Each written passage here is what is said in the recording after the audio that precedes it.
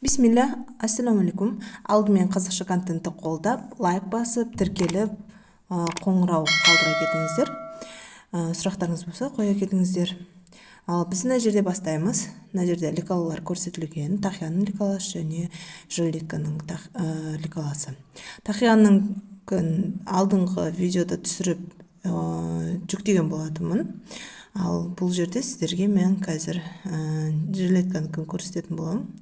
Бізге керекті дүниелер осындай маталар, жіп, түйме, қайшы, өлшегі, шликалы маталар және дублерген қажет болады.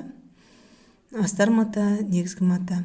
Өзіміздің керекті ликаламызды алып, осылай бастырып, сызып шығамыз, және де ол сызып шыққан ликаламыздың бәрін қиып орналастырамыз.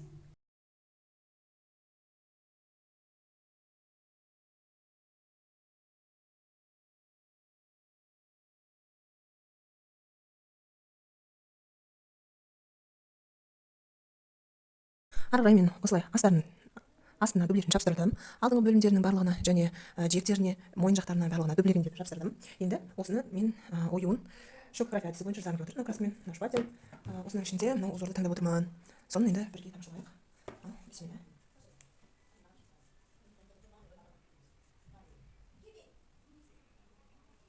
Осылай қойдым. Енді осылай бастағым келіп тұр, жасағым келіп тұр. Ал бисмилля. Жеңдім берсін, әдемі болып шыға кетсін деп тілейміз.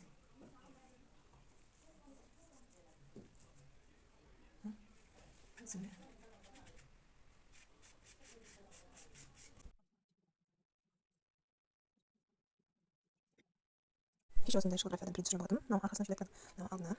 Енді осыны кепкеннен кейін осылай пергаментпен бумадан алып фиксировать етіп аламыз. Осылай кәдімгідей үтікпен қысып тұрар. Үтіктейміз, жақсылап тұрып. Жақсылап тұрып үтіккеннен кейін сәл су қалған кезде алып тастайтын боламыз. Алды, су қалды.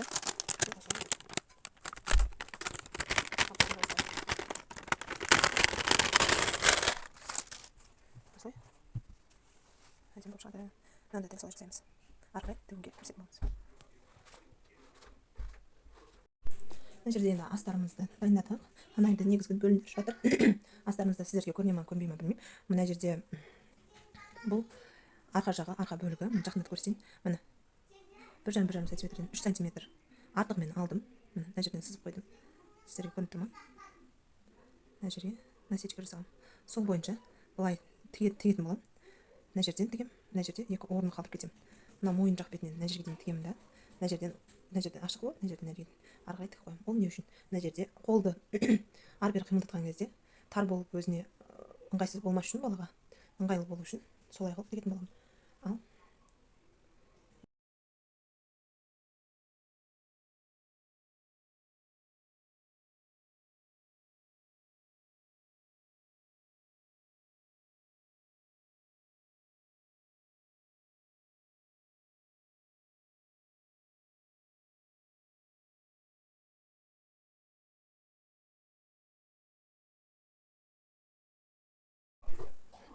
Ал осылай.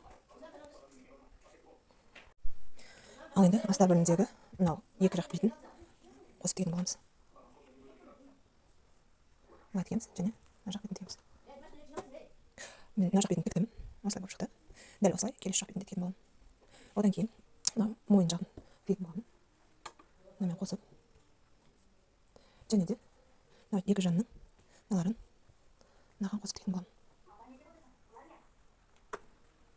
Осылай.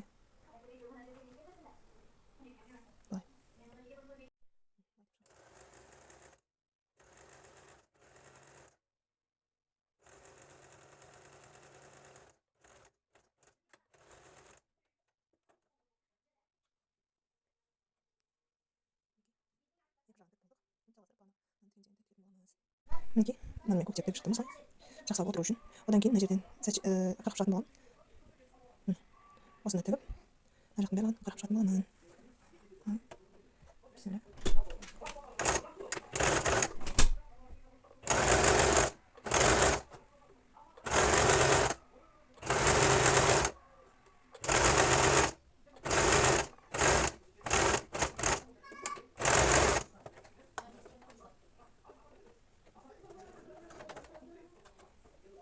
мінекей тігіп шықтым. Мына жерлер сайып қалып болған судалары. Қазір былай насечка жасап шығамын. Сосын керек емес нелердің бәрін жіптердің бәрін алып тастайтын боламын.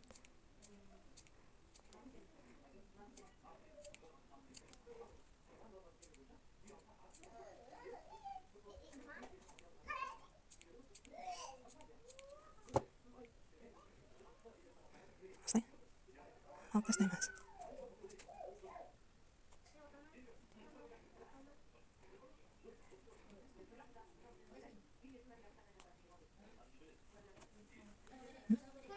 Енді мынаны ашып үтіктеп шыққан кезде, былай ашып үтіктеп шыққан кезде мына жер жатып әдемі шығады.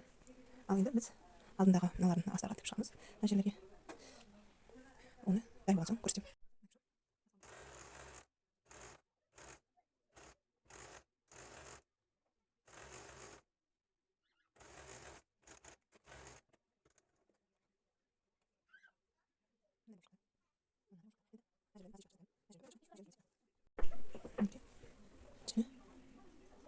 Мынаны былай қойып үтіктеп шығамыз. Мына жақ бетінде, мына жақ бетінде. Ал енді мынаны қосып тігу бар. Қосып тікпес бұрын ана қосатын боламыз.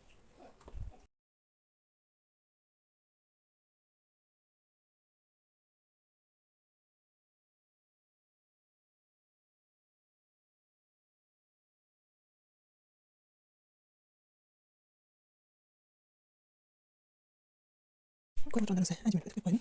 Мына жақ бетін, мына жақ бетін. Мына жерде артылғандарын артық істейтін болады кішкене. Өте аккуратно тігілді. Әдемі бастырып үтіктеп қойдым. Мына бетінде, мына жерде, мойын жақ бетінде, келесі жақ бетінде сондай аккуратно болды. Былай, осылай. Бәрін үтіктеген сайын әдемі бола береді. Ал үтіктемесек, ол сол көрінбеуі әбден мүмкін. Ал енді біз мынаны біріктіріп тігеміз. Мынаны және шеттердің бәрін біріктіріп тігетін боламын. Бағана айтып кеткендей, мынау жағын, мынау жерін, мынау жерін, мынау жерін және мына жағын тігіп шықтым. Және де былай қағып қозғалған кезде ыңғайсыздық тудырмайтындай қылып қырқып шықтым. Мойын жақтары, қолтық жақтарын және де мынандай шеттерін де қырқып шықтым және үтіктедім. Ал енді мына жақтан 0 бүктіріспен тігіп шығамын. Мына жақтан бағанағы тігілген жерлерін 0 бүктіріспен тігіп шығамын. Тігіп болса көрсетейін.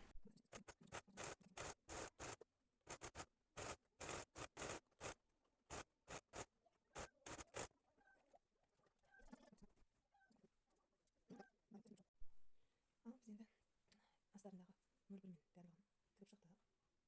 Сізбен көре ме? Барлық шетін тігіп шықтық. Енді мынау иықтарды енді бір-біріне қосып тігуіміз керек. Ол үшін алдымен инелейміз. Сөйтіп былай осыдан ары қарай айналдырып шығамыз. Сонда қазір мына жақта тіктім. Сонда мынандай болып шығады. Қазір екінші жағында тікетін боламыз. Көріп аламыз. Қалай болып жатқан.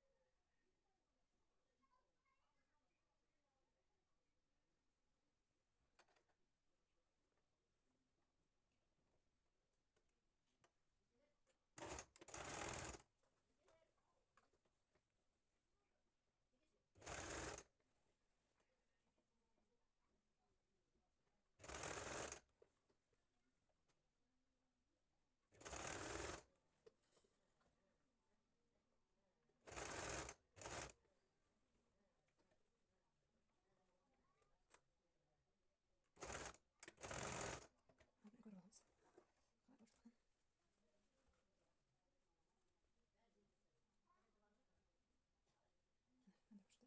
Енді мына жақтарын да мына жақ бетпен алдап тігіп алатын боламыз. Астырақтан тігіп аламыз. Сол кезде шатаспай тігетін боламыз.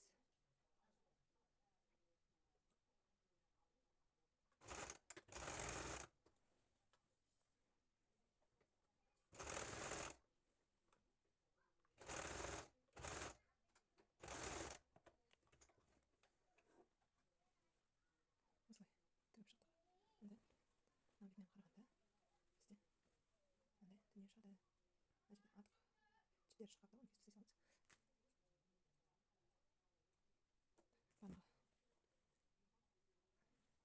Енді мына бетінен қарағанда бізде мынандай дүние шығады. Мына жерде артық жіптері шығып қалды, оны кесіп тастай саламыз. Бағанағы мына жақта да бағана кішкене жер қалған болатын. Оны да алып мына жақтан тігіп тастайтын боламыз. Мына жағын кесіп тастасақ бағанағыдай тағы да шығып қалды.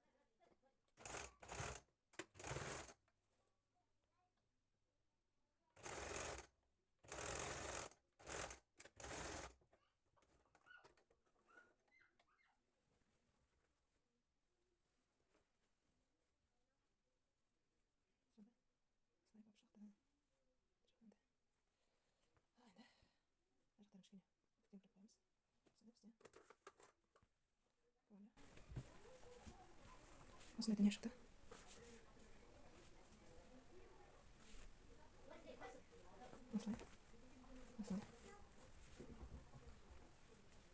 Осылай түйме болады.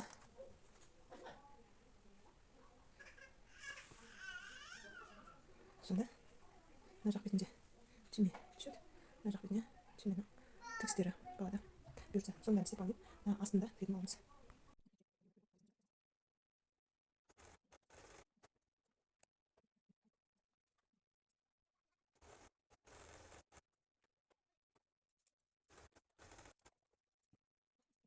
Назыкпен қайтадан ауыстырдық. Мынаны ауыстырдық. Мынаны тігістерін тоже ауыстырдық. Қайтадан енді астын тігіп шығатын боламыз. Бірінші тігіп тастаймын, содан кейін артқы шектерін алып тастайтын боламын.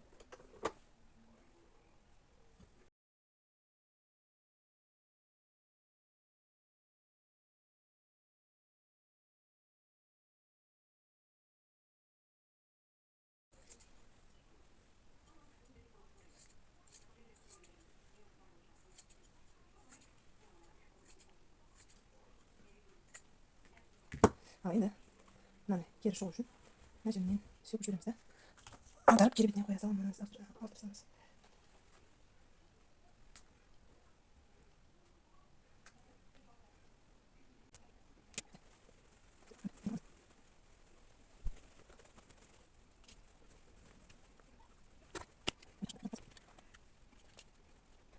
Ал мінекейіңіз осылай шықты. Осылай мына жер кеңдікті береді. Ал енді арды мынадай сонымен